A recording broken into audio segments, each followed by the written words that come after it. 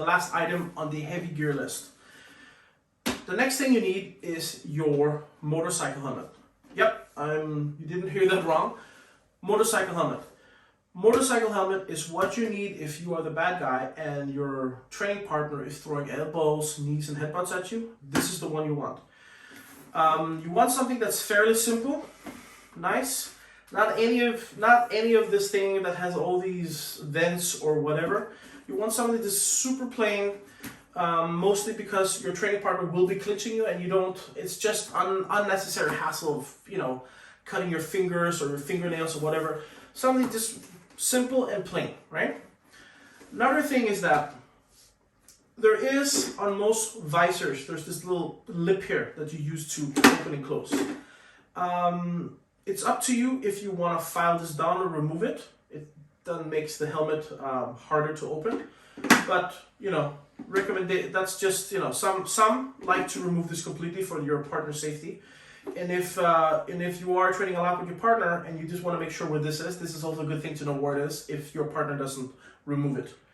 Another thing you have to do, another really important thing is, on older motorcycle helmets, there used to be like a plastic piece here that you would put the visor in, and then you put the plastic piece on, and then you lock it in.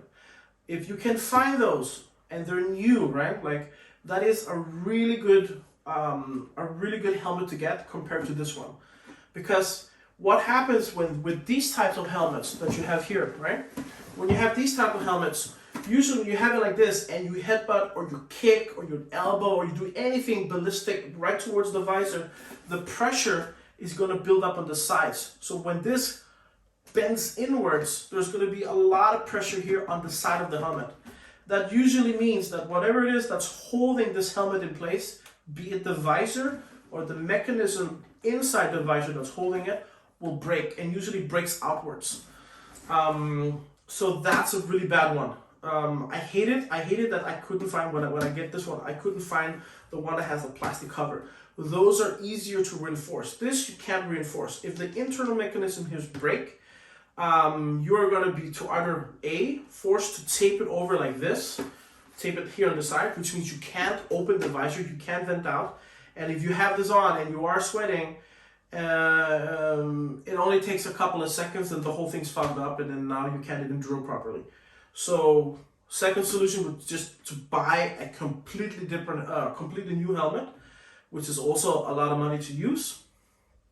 So when you have the one that has the plastic cover here, even though it's broken or not, you can still put it on, and then you can reinforce it with gaffer tape on the side, and that will hold everything. So if you can, get a nice simple helmet, something that doesn't have this on the side, super simple, probably with the plastic covers on the side for the visors, and nothing too complicated here or here, because your partner will be headbutting. So if there's vents like there is in here where you can move it up and down and close, it is a good idea to put some kind of tape across that, so your training partner, when they throw their headbutts into it, won't actually cut their heads open or get injured by doing so. It's already hard enough doing headbutts on motorcycles. You don't want to add that extra drama on top. So for my partner, or for my training partners, I've covered this and this, and I've maintained this one because it is easier for me to vent.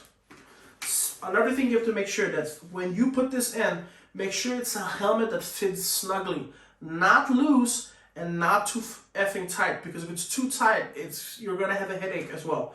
Make sure it's firm and it's correct. If you're in doubt, ask the people at the motorcycle shop to check that that is the right size or it's the right fit, and then make sure it has good padding inside, right? Because if not, you will be paying a lot of damage for that. You'll be paying dearly, and you'll be hating yourself if you do so. So make sure that it's nice and compact and it fits well. And this is probably the most important gear that you make sure that fits exactly for you. I won't recommend trading helmets between training partners.